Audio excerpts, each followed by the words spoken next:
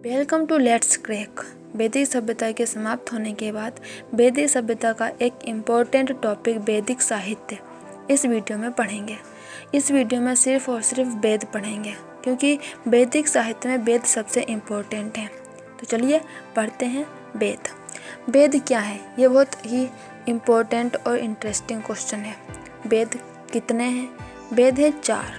कितने वेद हैं? 4। ये सब लोग जानते हैं, बहुत बेसिक क्वेश्चन है। वेद 4 हैं। कौन कौन से हैं? ऋग्वेद, यजुर्वेद, सामवेद और अथर्ववेद। वेद जो हैं इनको श्रुति भी कहते हैं। क्यों कहते हैं? क्योंकि ये सुनकर लिखे गए हैं। ईश्वर द्वारा मुनियों को आत्मज्ञान के लिए ये दिए गए हैं उपदेश, और ऋषियों द्वारा पीढ़ी दर पीढ़ी ये हस्तांतरित होते रहे हैं, और इसके बाद इनको संकलित किया गया, लिखा गया, और इनका संकलन किया है महर्षि वेदव्यास ने। इसलिए इनको संहिता भी कहा जाता है।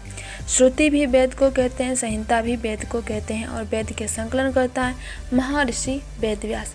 देखिए, वेद जो है वो संस्कृत भाषा के विद धातु से बना है। किस विद धातु से? और इस तरह वेद का शब्द क्या अर्थ हुआ? ज्ञान। संस्कृत भाषा के विद धातु से बना है और इसका अर्थ होता है ज्ञान। वेदों में ज्ञान का भंडार है। ये किसी एक टॉपिक पे नहीं है, इसमें सभी टॉपिक हैं। कौन कौन से? इनमें सूक्तों का वर्णन है, प्रार्थनाओं का वर्णन है, यज्ञ कैसे होता है ये सब इसमें वर्णित किया गया है, कैसे जादू टोना पूजा पाठ, ये सब कुछ इन वेदों में वर्णित किया गया है।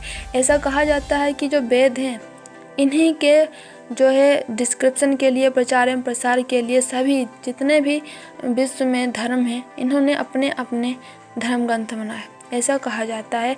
और जितने भी ये धर्म ग्रंथ है वे सब वेदों का ही प्रचार एवं प्रसार है। देखिए, अपने टॉपिक पे बढ़ते हैं। जो वेद है इनको अपौरुषेय कहा गया है। क्या कहा गया? अपौरुषेय।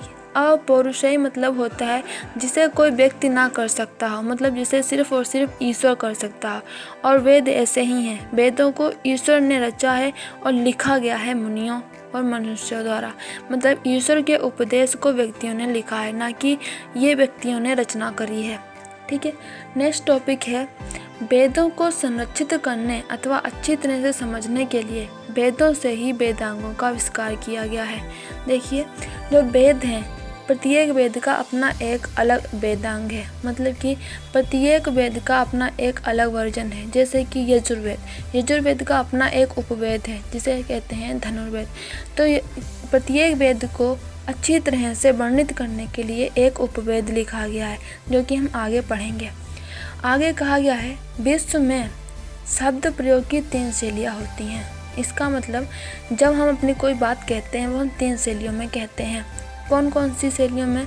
पद्य में यानी कविता के माध्यम से, गद्य में यानी कि प्रोज जैसे कि किसी भी कहानी के माध्यम से, या इस माध्यम से जो कि ना ही गाया जा सकता ना कविता की तरह पढ़ा जा सकता, उसे गद्य कहते हैं। और तीसरा है गान, मतलब कि गाकर। इन 3 शैलियों के द्वारा ही विश्व भर के लोग अपनी बातों को कहते हैं। और इसी तरह ही वेद हैं। वेदों को भी इन्हीं शैलियों में रखा गया है। प्रत्येक वेद की अपनी अलग शैली है और उसी शैली की भांति उसे उसी शैली में रखा गया है। तो उनको कहते हैं वेद त्रयी। जिस शैली में उनको रखा गया है उनमें आते हैं वेद त्रयी। वेद त्रयी कौन कौन से वेद हैं? देखिए, अथर्ववेद को छोड़कर बाकी तीनों वेदों को वेद त्रयी कहा गया है। जैसे कि ऋग्वेद, यजुर्वेद और सामवेद, ये वेद त्रयी कहे जाते हैं। अब पढ़ते हैं एक एक वेद का अलग अलग से डिस्क्रिप्शन। तो अब पढ़ेंगे ऋग्वेद, क्योंकि ये सबसे ज़्यादा प्राचीन वेद है तो इसी से शुरुआत करेंगे। ऋग्वेद का विषय क्या है? तो ऋग्वेद का विषय है विभिन्न देवी देवताओं की स्तुति में गाए गए मंत्र। ठीक है। और एक पॉइंट आता है कि जो इंद्र हैं उनके लिए इसमें लगभग 250 सूक्तों की रचना की गई, यानी उनकी स्तुति में लगभग 250 मंत्र लिखे गए। किसमें? ऋग्वेद में। और इसकी रचना से संबंधित प्रदेश है सप्त सिंधु प्रदेश। अगर आपसे पूछा जाता है कि ऋग्वेद से संबंधित या इसकी रचना कहाँ हुई है, तो आपका आंसर होगा सप्त सिंधु प्रदेश। सप्त सिंधु प्रदेश से एक पॉइंट और आता है कि जो सप्त सिंधु प्रदेश है वो आर्यों का, जो कि मध्य एशिया से आए थे, वो आदि निवास स्थल है। ऋग्वेद में कितने मंडल हैं? तो ऋग्वेद में कुल 10 मंडल हैं। अगर पूछा जाता है कि कितने सूत्र हैं, तो आपका आंसर होगा 10-28 सूत्र हैं और मंत्र तो आंसर होगा 10,462 मंत्र हैं।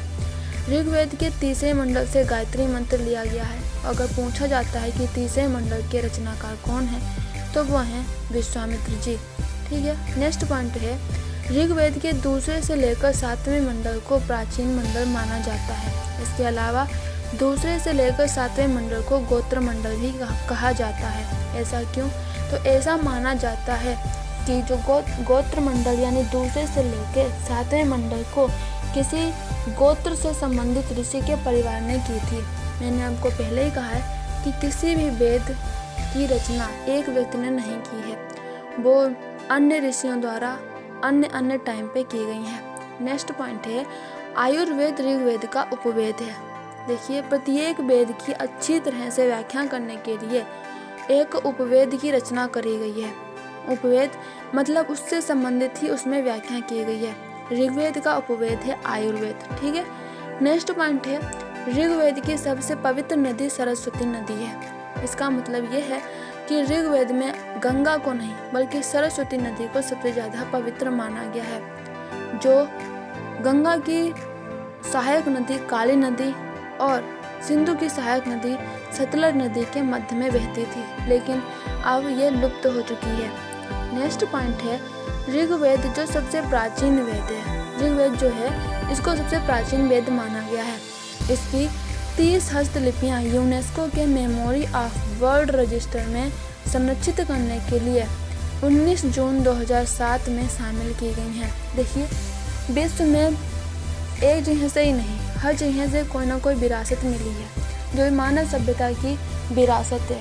तो उन दस्तावेजों को नष्ट ना हो इसके लिए यूनेस्को ने सन 1992 में मो मतलब होता है कि मेमोरी ऑफ वर्ल्ड रजिस्टर, इसकी जो है स्थापना की और इसी में 19 जून 2007 को ऋग्वेद की 30 हस्तलिपियाँ भी शामिल करी गईं। देखिए, ऋग्वेद के 10वें मंडल में 10 राग के युद्ध का वर्णन मिलता है। 10 राग के युद्ध, इससे संबंधित एक क्वेश्चन और आता है कि 10 राग के युद्ध किनके मध्य में हुआ था। तो 10 राग के युद्ध सुदास जो भरत वंश के शासक थे उनके और अन्य 10 राजाओं के मध्य पारुषणी नदी के तट पर हुआ था। ठीक है, तो ये हुआ ऋग्वेद। ऋग्वेद से संबंधित जितने भी पॉइंट थे वो मैंने आपको इसमें बता दिए हैं। ऋग्वेद के बाद पढ़ने जा रहे हैं यजुर्वेद। यजुर्वेद जो है उसमें यजु वर्ड का अर्थ है यज्ञ, यानी यजुर्वेद किससे संबंधित है तो यज्ञ से संबंधित है और यजुर्वेद का विषय ही है यज्ञ और उसमें दी जाने वाली बलि में मंत्रों का वर्णन। ठीक है, यजुर्वेद एक ऐसा वेद है जो गद्य और पद दोनों में लिखा गया। देखिए, ये मात्र इसी वेद की विशेषता है जिसे हम गा भी सकते हैं और पढ़ भी सकते हैं। नेक्स्ट पॉइंट है यजुर्वेद के 2 प्रधान रूप हैं। देखिए कौन कौन से हैं, कृष्ण यजुर्वेद और शुक्ल यजुर्वेद। इनकी भी शाखाएं हैं लेकिन वो इम्पोर्टेंट नहीं है। शुक्ल यजुर्वेद को बाजसनेयी संहिता भी कहा जाता है। अगर आपसे पूछा जाए कि बाजसनेयी संहिता किसे कहा जाता है तो आपका आंसर होगा शुक्ल यजुर्वेद को। यजुर्वेद का अंतिम अध्याय ईशो उपनिषद कहलाता है। ईशो उपनिषद किससे संबंधित है तो आपका आंसर होगा यजुर्वेद का अंतिम अध्याय ही ईशो उपनिषद है। यजुर्वेद में हाथियों के पालने का भी वर्णन है। ठीक है, अगर देखा जाए तो हाथियों को पालने का वर्णन किसमें किया गया तो मात्र यजुर्वेद में ही हाथियों को पालने का वर्णन किया गया है। इसके अलावा जो यजुर्वेद है इसमें यज्ञों का भी वर्णन है। सर्वप्रथम राजसु यज्ञ और वाजपेयी यज्ञ का उल्लेख यहीं मिलता है। ये मैंने आपको अलग से पॉइंट बताया है।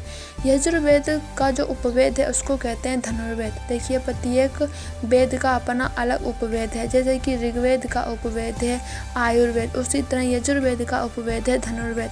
किसी भी वेद की जो व्याख्या सरल भाषा में की गई है उसको बनाया गया है उपवेद, और उपवेद का अर्थ है धनुर्वेद। यजुर्वेद के उपवेद का अर्थ है धनुर्वेद।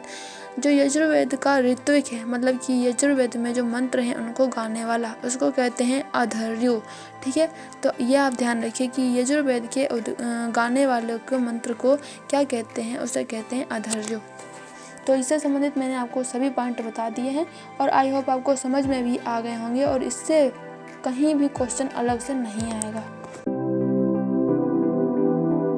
सामवेद, देखिए सामवेद का अर्थ है गान से, गान मतलब संगीत से। सामवेद से ही सर्वप्रथम 7 सुरों की जानकारी मिलती है। जो सारे गामा पा वाले स्वर हैं उसकी जानकारी सबसे पहले सामवेद में ही मिलती है। इसीलिए सामवेद को भारतीय संगीत का जनक बहुत बड़ा शब्द होता है और वो दिया गया है सामवेद को, यानी कि इसको ही भारतीय संगीत का जनक माना जाता है। सामवेद का भी एक उपवेद है, जैसे सभी वेदों के उपवेद हैं वैसे इसका भी एक उपवेद है जिसका नाम है गंधर्व वेद। गंधर्व वेद सामवेद का उपवेद है, यानी कि इसमें सामवेद की सरल भाषा में व्याख्या की गई है। सामवेद के 2 भाग हैं, कौन कौन से हैं? पूर्वार्चिक भाग और उत्तरार्चिक भाग। ये इम्पोर्टेंट है कि सामवेद के भी 2 भाग हैं। फिर से रिपीट कर रही हूँ, कौन कौन से हैं? पूर्वार्चिक और उत्तरार्चिक। सामवेद के ऋषि उद्गाता कहलाते हैं, मतलब कि जो सामवेद में जिस चीज़ का वर्णन किया गया है, यानी जिन ऋचाओं का वर्णन किया गया है उनको गाने वाले ऋषि को उद्गाता कहते हैं। और इस ऋषि का कार्य होता है ऋचाओं का स्वर्ग गान। तो इससे संबंधित इतनी ही जानकारी इम्पोर्टेंट है, वो मैंने आपको दे दी। ये अथर्ववेद, अथर्ववेद को ब्रह्मवेद भी कहते हैं। क्या कहते हैं? अथर्ववेद को एक अन्य नाम से भी जाना जाता है, वो है ब्रह्मदेव। इस वेद का नाम अथर्वा ऋषि के नाम पर पड़ा है। किसके नाम पर? एक ऋषि थे जिनका नाम था अथर्वा, उन्हीं के नाम पर अथर्ववेद नाम रखा गया। अथर्ववेद में 20 अध्याय हैं, 730 सूक्त हैं और 6000 मंत्र हैं। देखिए छोटी सी लाइन में 3 क्वेश्चन हैं, कौन कौन से हैं कि कितने अध्याय हैं? तो 20 हैं। कितने सूक्त हैं? 730 सूक्त हैं।